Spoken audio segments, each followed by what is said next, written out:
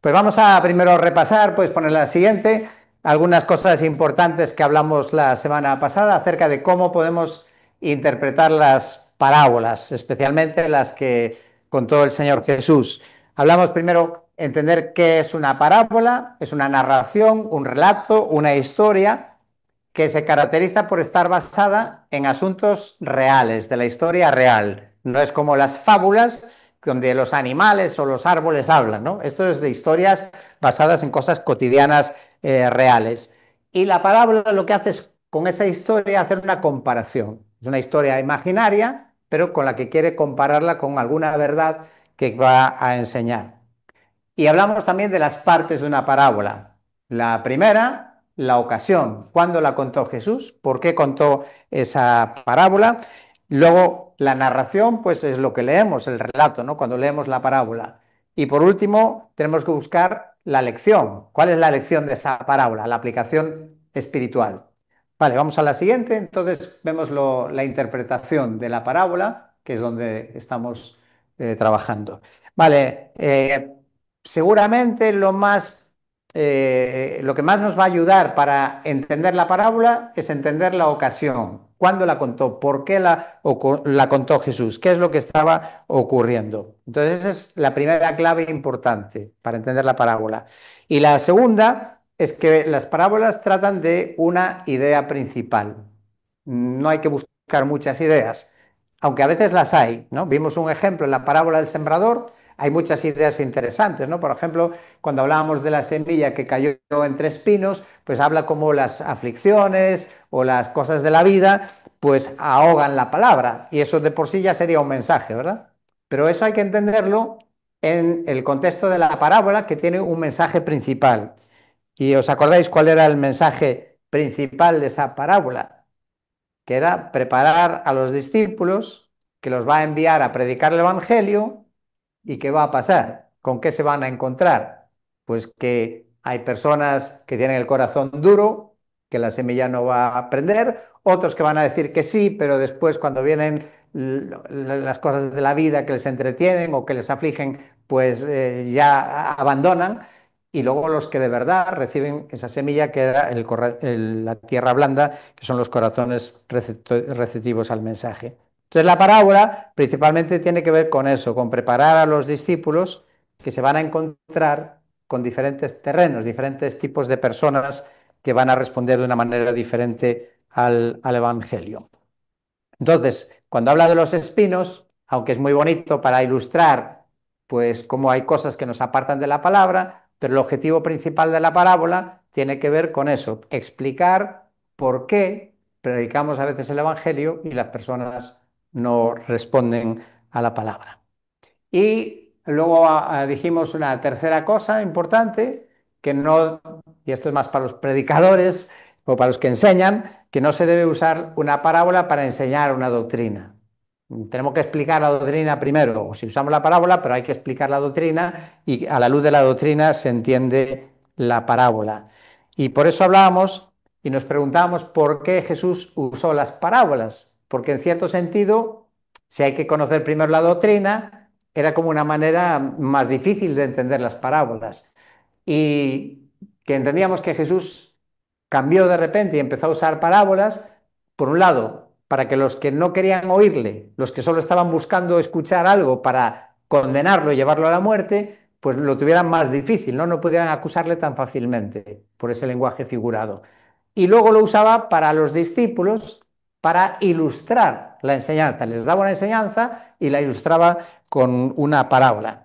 Así que la parábola tenía un poco estas dos caras. Por un lado, ponérselo más difícil a los enemigos, a los que ya no querían escuchar el Evangelio, pero ayudar a los que sí querían escuchar la enseñanza de Jesús para una serie de cosas que vamos a mencionar ahora. Y antes de que pongas la siguiente, vendría esta pregunta, ¿no? ¿Cuáles serían los beneficios? ¿Por qué Jesús quiso usar las parábolas, ¿no? ¿Qué utilidad tienen las parábolas? ¿Por qué eh, es una herramienta útil para comunicar una enseñanza, ¿no? O acompañadas de la enseñanza?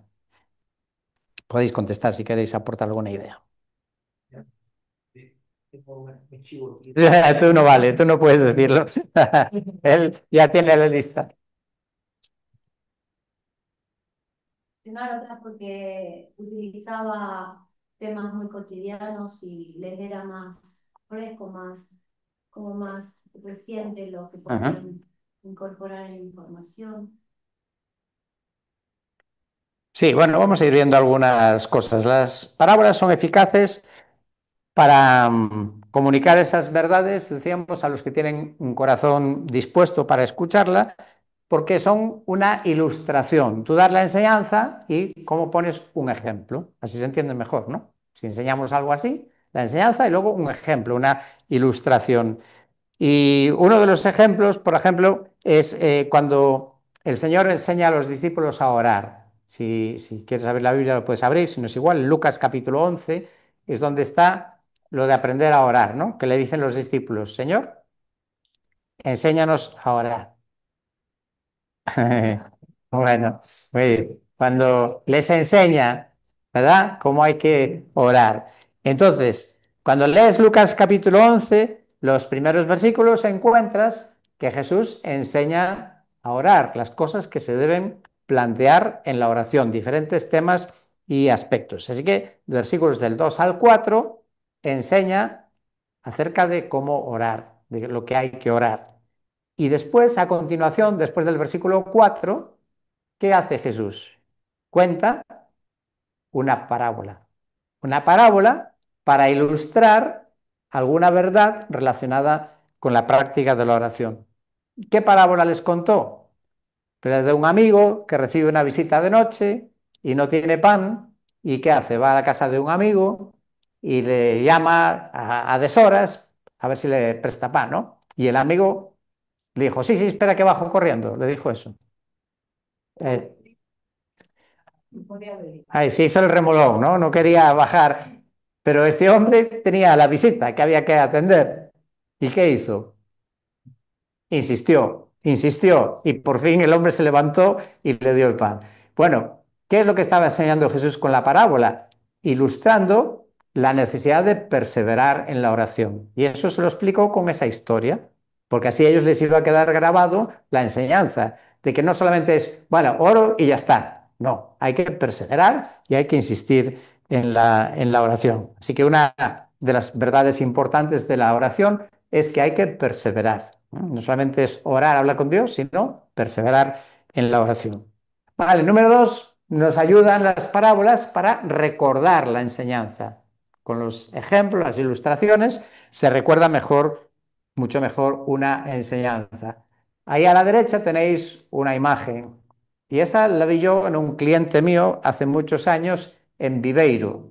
Estaba para entrar a hablar con el dueño de un almacén grande en Viveiro y en la entrada de su despacho tenía un talón de anuncios y tenía algunas frases curiosas y entre otras tenía esta imagen. Bueno, esta imagen supongo que ya se entiende por sí sola lo que representa, ¿no? Es como una parábola porque es ficticio, eso no, en la realidad no se da, pero la imagen lo explica muy bien. Entonces, cada uno, burro tiene su montón de comida y si cada uno quiere ir a por su comida, no come ninguno de los dos. Pero si uno cede y comparte su comida con el otro y luego van al otro, los dos comen y pueden disfrutar de su comida. Entonces, esa imagen nos recuerda una enseñanza de una forma muy fácil de entender, ¿no? Por eso digo que yo nunca me olvidaré. Y esto hace ya, pues, de los años 80, o sea, tiene ya más de 40 años que yo vi esa imagen. ¿Qué otra cosa nos sirven las parábolas? Para despertar el interés de los oyentes, porque si no la entienden, pues si realmente quieren saber van a preguntar, Señor, ¿y qué querías decir? ¿No? De hecho, al principio el Evangelio dice eso, ¿no? Que a Jesús después le llamaron los discípulos y le preguntaron, oye, ¿y eso qué quiere decir, esto que tú nos has contado? Entonces la parábola puede ser útil también para primero despertar el interés y después dar la enseñanza. Entonces puede ir así, o dar la enseñanza y la ilustramos con una parábola, o contamos la parábola y luego damos la explicación, la enseñanza. Y eso en Jesús y en su tiempo fue muy, muy importante porque la gente que eran creyentes en Dios, los judíos, iban a las sinagogas a aprender de Dios, a aprender de la palabra de Dios, pero la enseñanza de los escribas y los expertos de la ley, pues era muy aburrida, porque era venga normas y a repetir las normas, y era una enseñanza pues muy aburrida, ¿no? Los preceptos, tienes que hacer esto, no puedes hacer lo otro. Y ahora viene Jesús y enseña de una manera totalmente diferente, mucho más entretenida. Entonces también nos habla de eso, de que no hay que aburrir al público. Tenemos que esforzarnos de no aburrir a las personas cuando hablamos del Evangelio, porque el Evangelio tampoco tiene que ser aburrido. Y la estrategia también de que te escuchen y no te rechacen de entrada. A veces hay mensajes que si lo dices así, ¡boom!, sienta mal, ¿no? O se da la vuelta y ya no va a querer escuchar. Entonces la parábola puede servir para que la persona esté dispuesta luego a escucharnos. Y en caso, sobre todo, cuando hay que comunicar algo muy difícil, ¿no? Es como una forma diplomática. Y la semana pasada veíamos el ejemplo del profeta Natán, cuando tuvo que darle un mensaje a David de que se había portado muy mal, y él le va y le cuenta la historia de un hombre que tenía una ovejita, ¿no? Y otro que tenía muchas ovejas, y comunicó el mensaje de una manera que luego no tenía escapatoria David, ¿no? Y lo pude entender muy bien.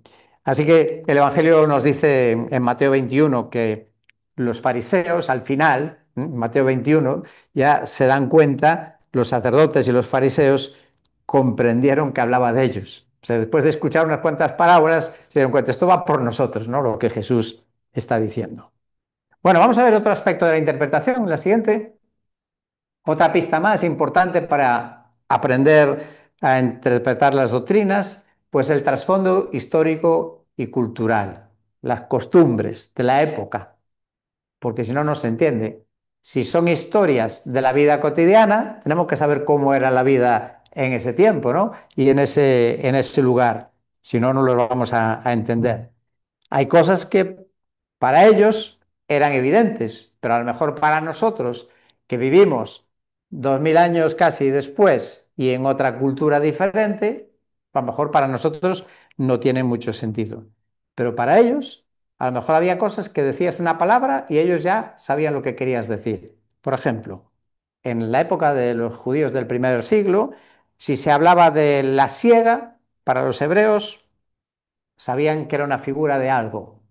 ¿De qué podía ser? La siega asumían ya que era figura de algo. Para ellos era una figura bíblica, por así decir, conocida. El fin del mundo. Para los judíos, la siega era el fin del mundo. Entonces, cuando Jesús les habla de la siega, no tiene que explicárselo, ya saben que está hablando del fin del mundo. O, por ejemplo, cuando se habla de bodas y de vino, pues también se asocia con la salvación. Para los judíos lo asociaban con la salvación. O la higuera. Hablar de una higuera a los judíos les traía algo a la cabeza. Israel, la nación de Israel, el pueblo de Israel. Entonces, cuando Jesús hablaba de una higuera, ya los judíos estaban pensando que está hablando del pueblo de Israel.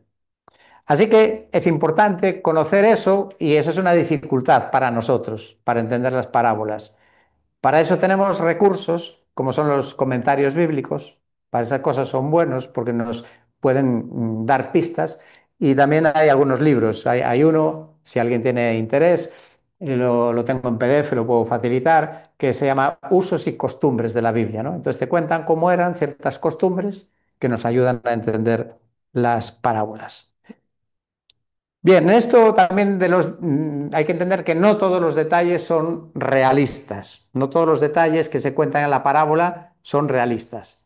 Y ahora vamos a ver un ejemplo de una parábola, a ver si la entendemos, para ilustrar lo importante que es eso del contexto cultural. Vamos a ponerla. El pasaje es Mateo 18, 23. Bien, es Mateo 18, 23, es la parábola conocida de los dos deudores. ¿Mm? Hay uno que debe 10.000 talentos y a él le deben 100 denarios. Y claro, Jesús, ¿a ti te pareces mucho o poco? ¿Cuál es el que debía más de los dos? ¿Verdad? Si no conocemos lo que era un talento, lo que era un denario, es como leer chino, ¿verdad? No. Claro, hay que traducir eso, ¿verdad? Entonces, la deuda de uno debía 10.000 talentos. Y entonces la pregunta ¿es mucho o poco? 10.000 talentos sería mucho o sería poco. ¿Y qué es más, los denarios o los talentos? ¿Cuál vale más? Todo eso es importante, ¿verdad? Bueno, pues vamos a poner la siguiente, si quieres. Aquí tenéis la explicación. Un talento de entonces era equivalente o valía 21,6 kilos de plata. Entonces, 21,6 kilos de plata, si eran 10.000 talentos, eran 216.000 kilos de plata. ¿Cuánto valdría eso?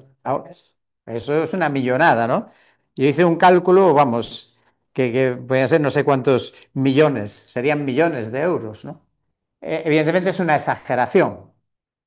La parábola aquí es la parte que no hay que tomar literal. No es que le debía literalmente esa millonada, ¿no? Pero la exageración también forma parte de causar impacto con la lección que va a dar. Entonces, bueno, ya sabemos de uno que debía eso, 200, el equivalente a 216.000 kilos de plata.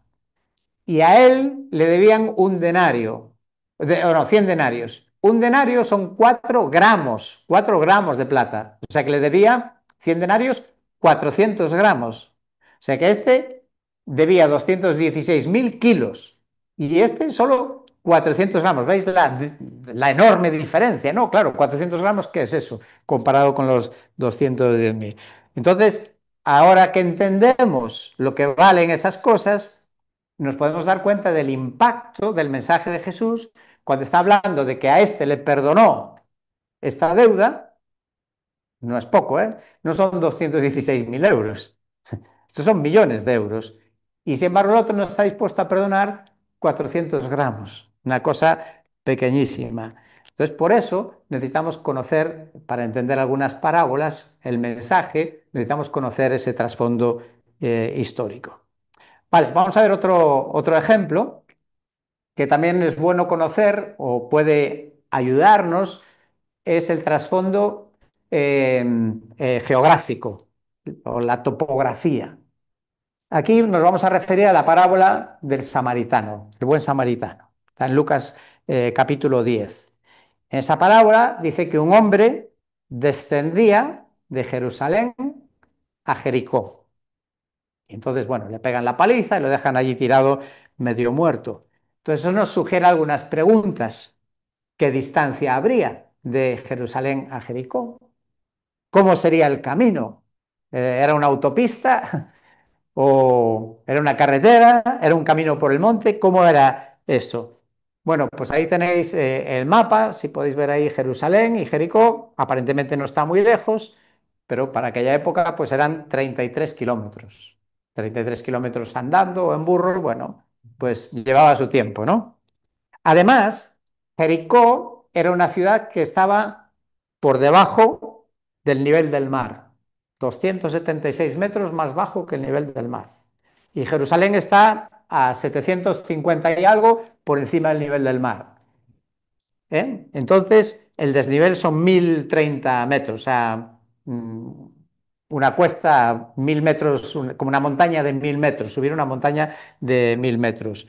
Y el camino, pues era un camino montañoso por la montaña. Claro, esos desniveles, ¿dónde ocurren? Pues como aquí, cuando sales de Galicia y vas a Piedrafita, es donde te encuentras que subes a alturas importantes, ¿no?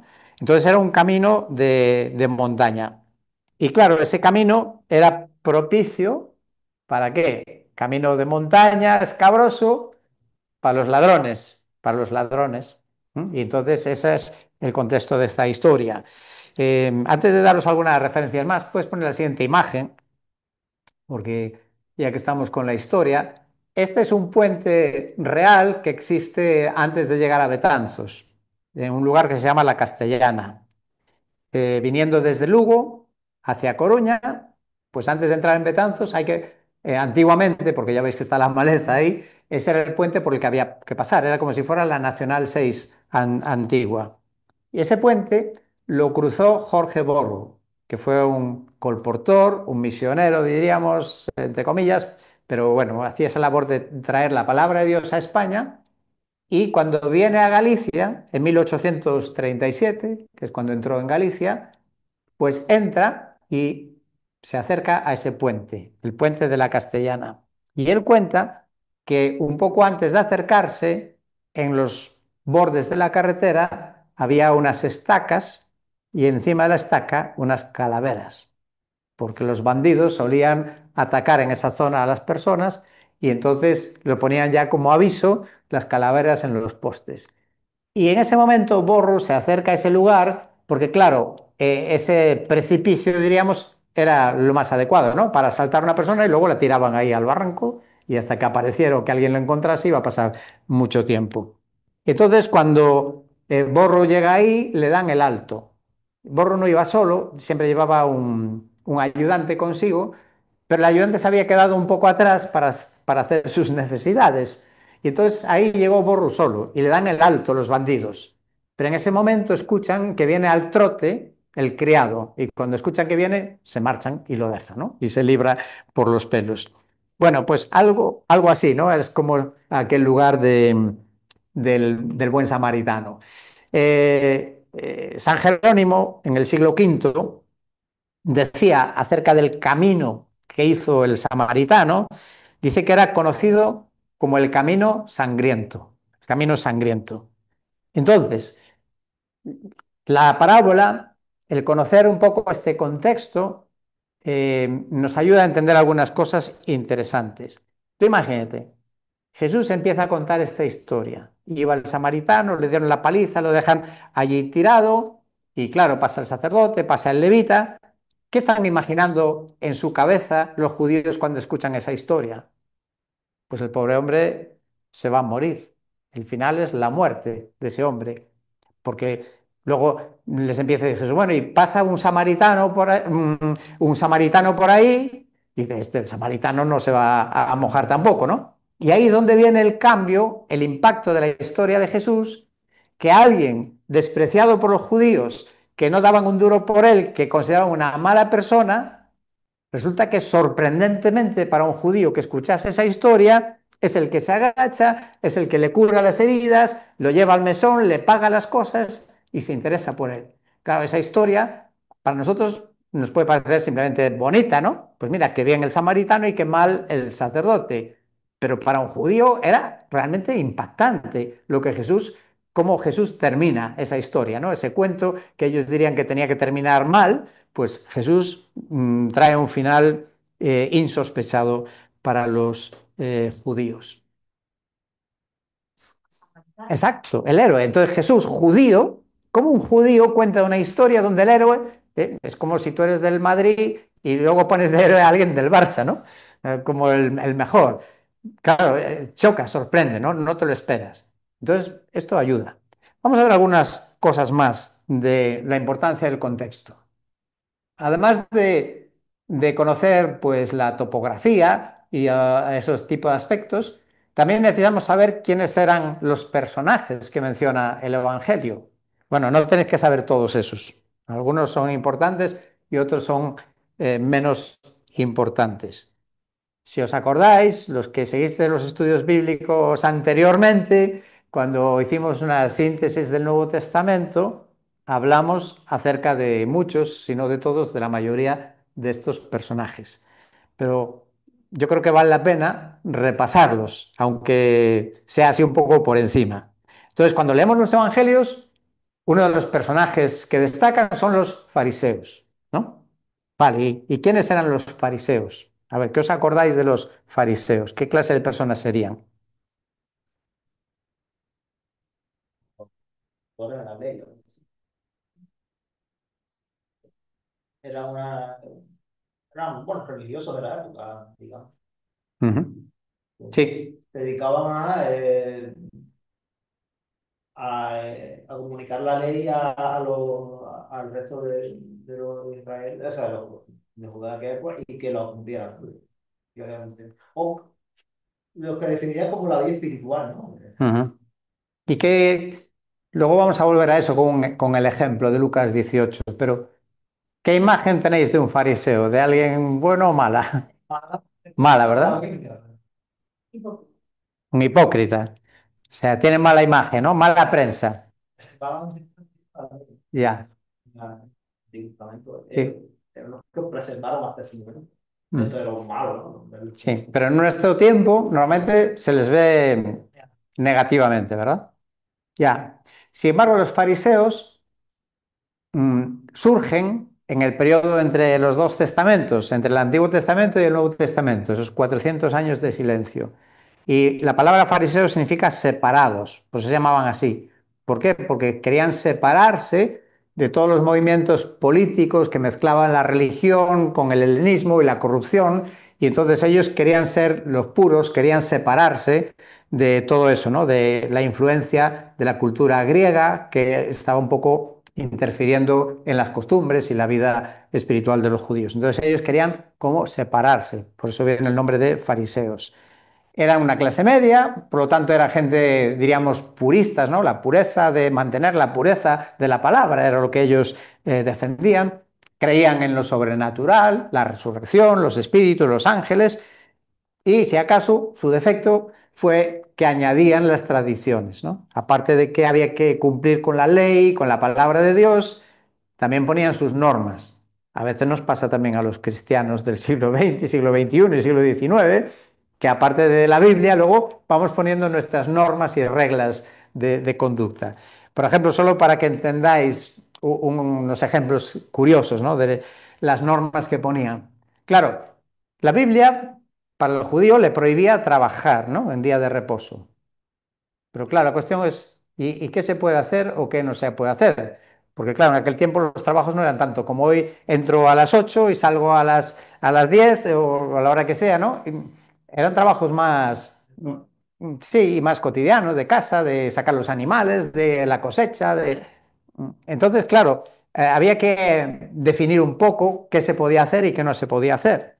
Pues, por ejemplo, llegaron a tal punto los fariseos a decir que no se podía escupir en día de reposo, porque decía que si escupías se revolvía el polvo de la tierra y era como si trabajaras la tierra, como si la arases. O sea, fijaos hasta qué ridículo llegaban, ¿no? Otro ejemplo, las mujeres no podían mirarse en el espejo, porque claro, se veían una cana, ¿qué hacían? Se la quitaban y eso era trabajar. Si se quitaban la cana, también estaban trabajando en día de reposo. Entonces, para evitarlo, no mirarse al espejo. Y un tercer ejemplo, tampoco podían llevar ropa en los brazos. O sea, no puedes llevar ropa y llevarla de un sitio a otro, porque también decían que eso era trabajar. Así que bueno, ahí es donde se pasaron los fariseos. Pero imagínate que tú estás haciendo esas acciones, ellos te miran, te ven, o alguien se chiva. ¿Qué tipo de punishment, de castigo podrían traer?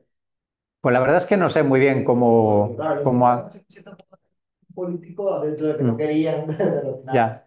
forzaron a sentencia de la bruja a Jesús, no sé qué cierto poder tenían. Sí. Claro. O sea, ¿cómo ejercían ese cumplimiento de toda esa, cómo ejercían? Bueno, si no te calificaban como publicano, pecador, claro, te ponían como aparte, sí. Estaban con la formación del Imperio Romano y, y estaban sostenidos por el Imperio Romano. Creo que el Imperio Romano era que lo habían reconocido a ellos como tal, como la religión judía, y entonces por eso ellos se apoyaban mucho con el Imperio Romano como tal. Por eso cuando nace el Mesías le preguntan a los fariseos directamente. Eh, Más bien los que se apoyan son los siguientes, los saduceos. Sí, estos son los que estaban a favor, porque estos estaban en contra de toda la influencia del helenismo que traían también los romanos, más bien eran los saduceos los que sí. Estos otros sí.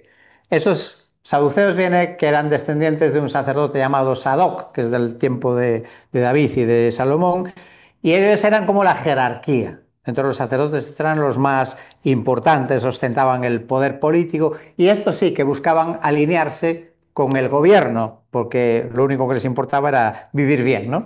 Y de hecho, exacto, al revés de los fariseos, ellos no creían en lo espiritual, sí. Entonces eran unos oportunistas, arrimaban al poder y eran liberales, en su teología eran liberales. Bueno, para no quedarnos aquí toda la noche, los esenios, que significa piadosos, son de la época también de los fariseos. Claro, cuando el ambiente estaba muy corrupto, ¿qué soluciones habría para intentar buscar la pureza, ¿no? Pues una es la de los fariseos Y la otra opción es la que eligieron los esenios. Los esenios fueron marcharse a vivir en comunidad, como diciendo, bueno, el mundo está tan perdido, entonces nos vamos y vivimos en una comunidad espiritual donde leemos la Biblia, oramos, hacen copias de la escritura y vivían en comunidades. Un poco como el monasticismo que vino después, también fue eso, apartarse del mundanal ruido para vivir vidas que no interfiera el mundo con ellas, ¿no? Pero claro, el Señor nos llamó a ser sal y luz, entonces el Señor no quiere eso. Bueno, los esenios en realidad no se mencionan en la Biblia, entonces, aunque leas todo el Nuevo Testamento no los vas a encontrar, pero sí fueron importantes porque conservaron manuscritos. Vale, siguiente, los celotes. ¿Os suena algún celote en la Biblia? Sí, es un mote de alguien. Judas, ¿no? Es uno de los 12. Simón, exacto. Porque había Simón Pedro y había otro Simón entre los 12. Entonces el apodo de él era Celote. Y los celotes era como un grupo nacionalista, como los guerrilleros. De hecho, eran sicarios. Sicarios quiere decir puñal, eran los del puñal. Y eso, su obsesión era acabar con el Imperio Romano, ¿no? Sacarlos de encima y poder liberarse. Y de hecho fue por las revueltas que ellos hicieron que vino el año 70, cuando al final los romanos invaden y destruyen el templo y acaban con todo, ¿no? Porque se cansaron de las revueltas de la oposición de los celotes. Otro más conocido del Nuevo Testamento, los escribas. Bueno, ya la palabra nos da muchas pistas, ¿no? ¿A qué se dedicaban? Sí, también. Estos eran lo que dijiste antes, los doctores de la ley. Estos eran los doctores, los catedráticos. Estos vienen de muy antiguo. Se cree que vienen de la época de Esdras, donde Esdras también era un escritor. Pero la mayoría fariseos, ¿eh? Tenía razón, que tienen relación con los fariseos. Un poco de la Biblia, o sea, Sí. de la ley, pero de la ley. Vale. Otro muy conocido en el Nuevo Testamento, publicanos. A ver, ¿qué sabemos de los publicanos? Sí, trabajaban para Roma. Cobrador de impuestos. Esos son nuestros amigos, ¿verdad? Los cobradores de impuestos os caen bien a todos, ¿no? Bueno, pues sí.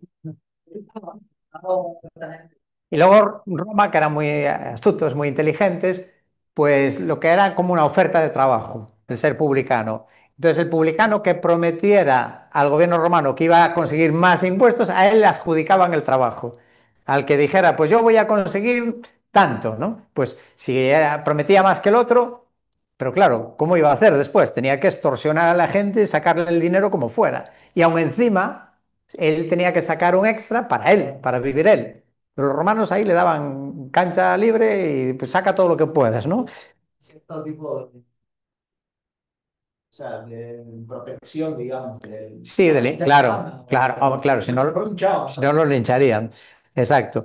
Entonces, claro, eran muy mal vistos por los judíos porque estaban apoyando al invasor, a los romanos, y aún encima les sacaban sus bienes abusando de ellos. Y los judíos los consideraban gentiles, paganos, ¿no? Llamaban paganos a esto. Bueno, aquí vamos al ejemplo, entonces. Ya que ya sabemos quiénes son los fariseos y los publicanos, eso nos va a ayudar a entender Lucas 18. Lucas 18 es la parábola del fariseo y el publicano, que están orando, los dos están orando en el templo, ¿no? ¿Y os acordáis el fariseo cómo era su oración? No, que no, y que no soy como este hombre, yo ayuno, Yo soy tal. no soy como este publicano. Sí, exacto. Vamos a hacer flores. Vale. ¿Y el publicano cómo oraba? Ujú. Entonces, si hemos entendido un poco quiénes eran los fariseos, en esa época eran bien vistos por los judíos, eran considerados dignos de imitar. Por eso que decías ahora, ¿no? Porque daban limosnas, hacían oraciones, se paraban en las esquinas de la calle y se venían a orar, ¿no? Entonces la gente los admiraba, decía, estos sí que son gente, ojalá fuera yo tan espiritual como ellos. Por eso os decía antes, ¿qué visión tenemos nosotros de los fariseos? Lo vemos, claro, desde el punto de vista de cómo Jesús censura las cosas malas, ¿no? Pero en el primer siglo, la gente común veía al fariseo y lo veía como una persona respetable y digno de imitar. ¿Y cómo veían a los publicanos? Lo peorcito. Y aquí viene entonces el shock, el contraste de la parábola de Jesús, que así lo entendemos mejor, ¿verdad? Cuando Jesús dice que el que se va para casa justificado es el publicano, ¿no? Eso causó un impacto tremendo y por eso la gente y los religiosos más, pues se enfadaban mucho con ese tipo de respuesta, ¿no? Entonces veis cómo la parábola se entiende, aunque no conozcas nada de eso, pero gana otra dimensión, ¿no? Cuando tienes la perspectiva de cómo era en el primer siglo, pues esta gente, los fariseos y los publicanos. Y eso ya fue como una noticia bomba, lo que dice Jesús, ¿no? ¿Cómo? O sea, los fariseos son hombres ejemplares y estos publicanos es el que vas absuelto para casa. Bueno, otro tipo de personajes importantes en el Nuevo Testamento son los samaritanos, donde también tenemos historias en la Biblia. ¿Os acordáis de quiénes son los samaritanos? Ahí tenemos una historia en Juan capítulo 4 de una mujer samaritana. Vale, y para entender bien esa historia o para sacarle mayor provecho, es importante conocer quiénes eran los samaritanos, qué clase de personas eran. No se llevaban bien con los judíos. Con Claro, ¿por qué no se llevaban bien? esta, ¿no? Ya me estaba- A ver, el mapa de Israel, si tenemos así el mapa, aquí está el mar y aquí está Israel, tenemos la zona del sur, era Judea, y luego estaba Galilea y en el medio Samaria. ¿Vale? El mapa, esas tres partes. Y la zona norte toda, Judea, que viene de Judá, el reino de Judá, era el reino sur de Israel, y de Samaria para arriba era el reino norte de Israel. En el año 722 a.C., los asirios que estaban más para allá invadieron esa zona y llevaron cautivos a los de Israel del norte, los que habitaban Samaria, Judea, los llevaron cautivos y para evitar revueltas traían gente de otros pueblos. Y entonces en esa zona de Judea, de Samaria, había una mezcla de personas de diferentes pueblos, diferentes religiones. Y entonces, claro, esa mezcla de creencias para los judíos del sur, que consideraban, digamos, la pureza, pues aquellos eran, vamos, unos paganos, por no decir otra palabra, ¿no? Y por eso no querían relacionarse con ellos, decían que eso estaban corrompidos y tenían su parte de razón. Claro, ¿qué es lo que hicieron los del norte? Los del sur, los de Judá, tenían el templo, un lugar de culto, el templo a donde ir. Los del norte, aquí no les iban a dejar venir. Entonces, ¿qué hicieron los de la zona norte? Crearon su propio templo en el monte Gerizim, ¿eh? Y eso explica la pregunta que la samaritana le hace a Jesús. Porque ella es samaritana de esa zona más del norte, donde iban al templo a Jericín. Pero ella sabe que hay otro templo, que es el de los judíos, en Jerusalén. Y entonces ella, al ver que Jesús es profeta, le dice, mira, unos dicen que hay que adorar aquí y otros aquí, porque este lugar es muy antiguo, Jericín, donde se rendía culto a Dios antiguamente también. Y eso explica por qué había esos templos y la respuesta de Jesús, bueno, pues de que al final no importa el lugar, ¿no? Entonces, ahí entendemos la fuerza de la historia, mm, de que no quieren mezclarse con los judíos. Mexicanos también, creo que dice Jesús, que son los que se sientan en las primeras sillas y Sí. no es ahí. Sí, claro, pero para los judíos los veían, estos son los importantes, ¿no? Lo reconocían. Pero Jesús denuncia porque era toda apariencia. En su corazón había otra cosa. Eso es lo que el Señor denuncia. Entonces, esos samaritanos nos ayuda a entender también la parábola aquella del buen samaritano, que por eso era muy chocante para ellos que fuese el que ayudase.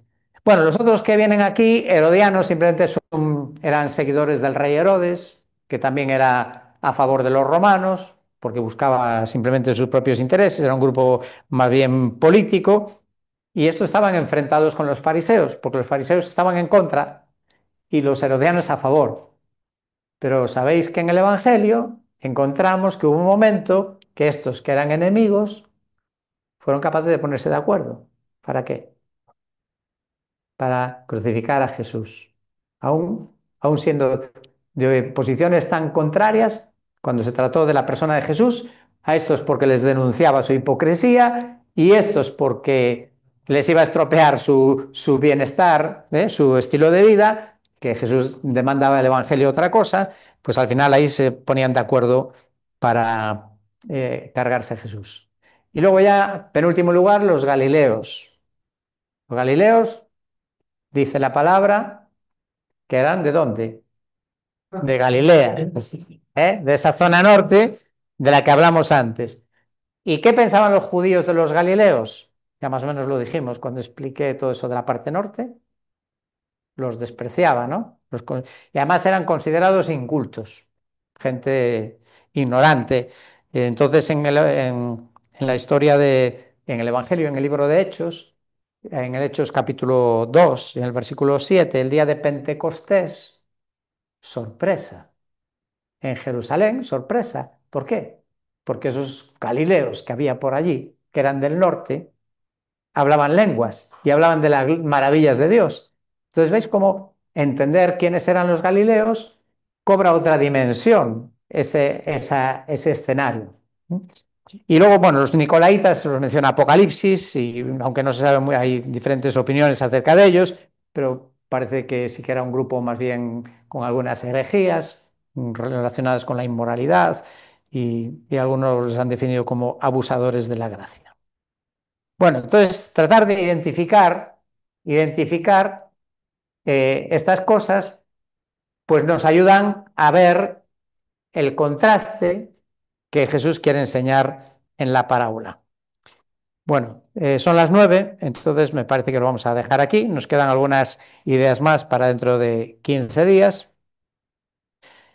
Pero bueno, la parábola de los dos hijos o del hijo pródigo, ya vimos el ejemplo, ¿no? Donde aparecen esos contrastes, donde un hijo representaba a los publicanos, a los pecadores, y el otro representaba a los fariseos y a los escribas. Entonces ahora entendemos mejor esa parábola. Cuando habla de los dos hijos, uno, ¿cuál es el que representaba a esos fariseos, a los educados, a buenas personas? El hijo que se quedó en casa, ¿no? El hijo mayor representa a esos, ¿no? Era el formal, no se rebeló contra su padre, no hacía nada malo. Y luego viene el otro, que era como los publicanos, que era un pecador, un bandido. Pero él viene arrepentido y el Señor lo recibe. Entonces, conocer un poco ese contexto histórico, pues nos ayuda a entender la fuerza, ¿no?, que tienen estas parábolas.